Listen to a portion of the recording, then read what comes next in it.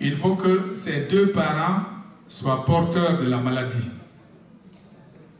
Parce qu'un enfant hérite des gènes du papa et des gènes de la maman. Donc la moitié de ces gènes sont composés de ceux qui viennent du papa et de ceux qui viennent de la maman. Donc pour qu'il soit SS, il faut que chacun des deux parents porte donc le trait S. Voilà. Ce n'est pas la maman seule qui donne la drépanocytose. C'est le papa et la maman qui peuvent transmettre la drépanocytose à leur enfant.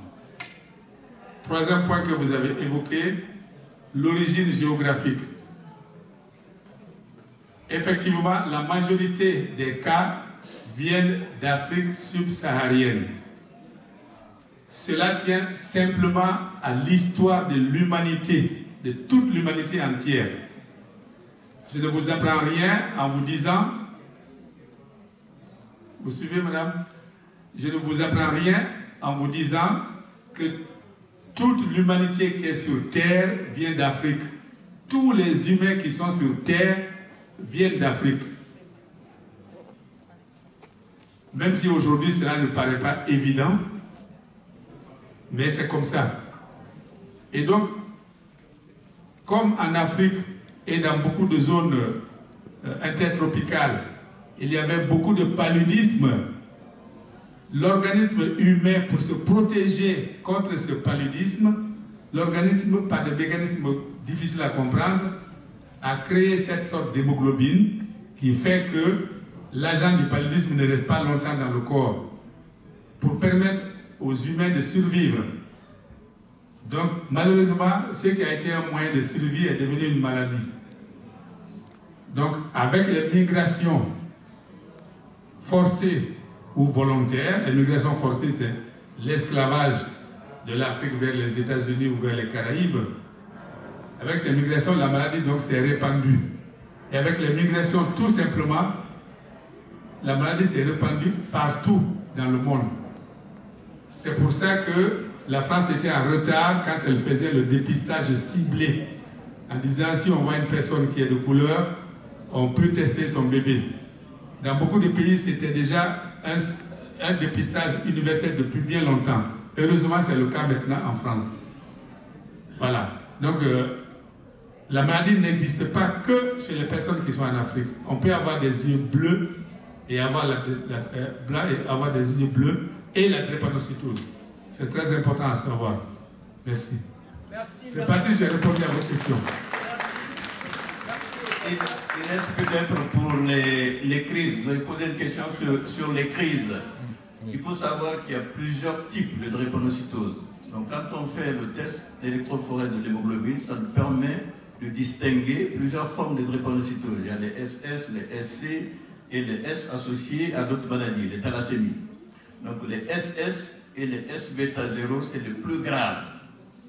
D'accord? Donc c'est eux qui vont faire plus de crises, plus de complications. Et même quand on prend les SS, les formes les plus graves, chaque patient évolue différemment. Chaque malade est une particularité. Il y en a qui font beaucoup plus de crises, il y en a qui font 4-6 crises par an, il y en a qui font une seule crise, il y en a qui font plusieurs crises avec des complications. Donc c'est très variable. Je ne sais pas si... Ce que vous vouliez savoir aussi, c'était à partir de quand on fait les crises. En fait, quand on est, on a une hémoglobine qui nous protège, qu'on appelle l'hémoglobine fœtale. On l'a dans le ventre de la maman. Cette hémoglobine-là, quand on grandit, vers 6 mois, elle diminue et elle est remplacée normalement par l'hémoglobine normale, qui n'existe pas chez les drépanocytaires. À sa place, il y a l'hémoglobine anormale de la drépanocytose. Donc après 6 mois, on commence à faire des crises. Et jusqu'à l'adolescence, on fait beaucoup de crises. À l'adolescence, un peu moins de crises. Il y en a qui croient qu'ils sont guéris. Et quelques années après, les crises et les complications commencent. Voilà. Voilà le cheminement. Merci beaucoup à nos docteurs. Levez-vous s'il vous plaît pour les applaudir. Merci beaucoup pour cette table ronde. Merci pour leur engagement renouvelé.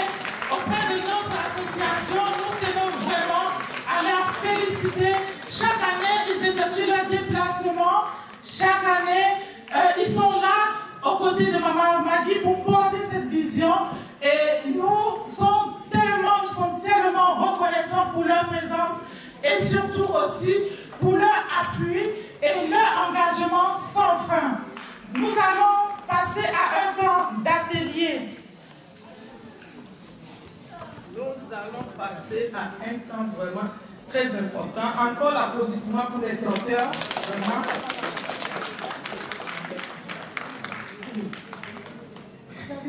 Des fois, quand je vois les docteurs comme ça, je suis énervée, excitée, contente en même temps. Parce que, et je suis jaloux aussi. Je me suis dit, en mon temps, je n'avais pas vu tout ça, docteur Michel. Oui, est-ce que j'ai menti? Non. En notre temps, en tant que maman d'un enfant handicapé, il n'y avait pas tout ça. Il n'y avait pas cette prise en charge. Et aujourd'hui, les choses évoluent. On va commencer encore à le dire. Nous les Noirs, sensibilisons la jeunesse. C'est très important. Vraiment. Le temps d'atelier. Le temps d'atelier, les docteurs vont être sur la table ronde. La question va continuer. Vous allez poser des questions au docteur. Ce n'est pas fini. Il va avoir l'atelier pour les relations amoureuses. On va poser des questions. Il va avoir des questions aussi pour la confiance en soi. Parce que quand on traverse ce genre de problème, on a besoin. Il y a des professeurs parmi nous. Il va avoir encore quel atelier?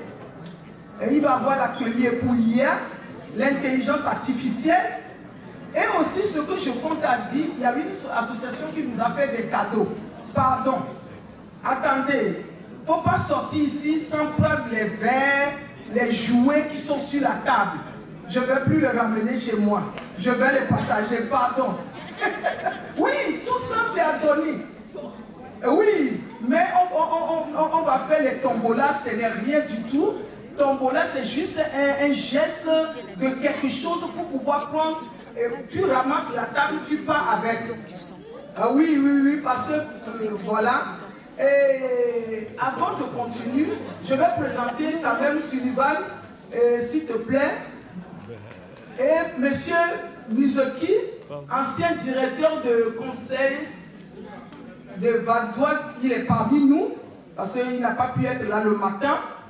Et c'est très important, les gens importants qui se déplacent, qui passent leur journée. C'est très important, il faut les honorer. Il ne veut pas parler, ça fait partie de son habitude, mais chaque fois je le sens. Ça fait plaisir à lui. Bonjour à tout le monde, je suis souvent discret, donc voilà. Donc elle m'a présenté, donc c'était... Oui. Moi, ma question, je voulais la poser, mais les médecins sont partis, mais j'ai déjà eu la réponse. Il est là. J'ai eu la réponse déjà. Il est là, le médecin. Sur les taux, parce que c'est vrai qu'on voit plus la population noire, mais vous avez bien expliqué. Les médecins sont là. Mais je les vois. Ah bon. Donc, je ne suis pas parti. Cette maladie ne touche pas que la population noire, je pense. Vous l'avez dit, vous avez exprimé. Et donc, moi, en tout cas, professionnellement, j'étais au service social départemental du Val-d'Oise. Si vous connaissez la PMI, l'ASE, l'aide sociale à l'enfance. Et il y a très longtemps, j'ai travaillé à l'hôpital de Gonesse, au service de la gastro, avec l'hygiène alimentaire. Voilà. Merci. Et aussi, il y a quelque chose de très important. On a tout parlé, mais on n'a pas parlé des dons. Des dons. Les donneurs de dons, parce que les drépanots ont besoin de la transfusion du sang. Docteur, oui, parce que quelques mots dessus avant que l'atelier commence. Merci. Oui, c'est vrai qu'on a oublié de parler de cet aspect. 14 lundi ici. Voilà. La drépanocytose étant une maladie caractérisée par l'anémie, très souvent les drépanocytaires sont amenés à être transfusés. Or, il faut toujours du sang compatible. Voilà. Donc, on invite tout le monde à déjà se faire dépister et puis à donner son sang. Lundi 14. Le lundi 14, dans cette salle, il y aura donc une séance de don de sang ici. Donc, c'est une activité très importante pour ces malades-là, qui peuvent parfois se trouver en danger s'ils ne sont pas transfusés. Donc, vous êtes invités à venir donner votre sang. Merci. Merci, merci. Vous savez qu'est-ce qui s'est passé? On ne va pas vous dire la personne, mais il y avait les tests. Regardez, là où on fait les tests, ça bouscule. Et on a trouvé quelqu'un qui est porteur sain. Vous voyez ce genre d'événement, ce que ça donne? Parce que, bravo, bravo, bravo. Et des fois, on est là, la personne dit, je suis fatiguée, je prends des vitamines, je ne sais pas qu'est-ce qui se passe, mais la personne ne connaît pas qu'il est le porteur sain. Mais si tu connais que tu es fatigué, tu sais à quoi faire. Voilà, c'est très important, c'est ça, ce genre de choses que nous sommes en train de faire, de sensibiliser. Merci. Voilà, je te laisse. Oui, nous vous invitons, s'il vous plaît, à vous diriger vers les ateliers qui vous parlent. Donc, vous voyez, sur notre diapositive, nous avons l'atelier 1, le choix, intitulé « Le choix du partenaire et maternité avec un enfant drépanocytaire ». Donc, vous pouvez vous diriger sur ce stand-là pour pouvoir en bénéficier de cet atelier. Éventuellement, nous avons l'atelier 2 sur les relations amoureuses avec coach Sofiane. Et l'atelier 3, ce sera sur la confiance en soi avec Adeline. Et l'atelier 4, ce sera sur l'intelligence artificielle avec Mohamed. Et l'atelier 5, ce sera sur les dossiers administratifs avec Awa, assistante sociale. Et vous pouvez également vous diriger sur l'atelier 6, intitulé « L'entrepreneuriat chez la jeunesse » avec Dr Joyce. Et l'atelier 7, elle est là ou pas pour l'atelier 7? Elle est là, ça va bien. Oui, donc vous pouvez vous diriger sur la table de l'atelier 7, intitulé « Nos potentiels talents » avec Yajina. Et sur l'atelier 8, intitulé « Vivre avec son handicap invisible » avec Ayel. Et pour en finir, vous pouvez vous diriger sur l'atelier 9, drépanocytose SS, un handicap invisible, héréditaire et génétique avec les docteurs. Donc vous comprenez très bien que les docteurs ne sont pas encore partis, ils vous attendent pour pouvoir animer ensemble cet atelier-là. Vous auriez l'occasion d'aborder des questions plus profondes que peut-être vous n'avez pas pu aborder ici tout à l'heure. Et je tiens aussi à annoncer que dans cette salle se déroulera le lundi 14 avril de 14h30 à 19h30, le don de sang. Donc le don de sang, donc il faut comprendre que les personnes atteintes de cette pathologie ont besoin d'être régulièrement transfusées.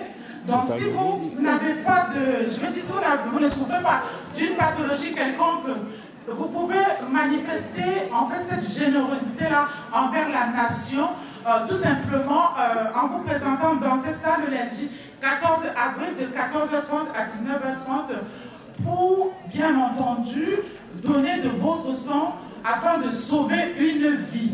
Donc nous tenons vraiment à vous remercier encore une fois de plus pour vos présences cet après-midi et nous vous invitons donc à vous diriger vers tous ces ateliers pour profiter pleinement. Et une seule chose que j'aimerais aussi proposer, vous savez actuellement l'association je vais prendre un peu de chaque, c'est pour ça. S'autofinance.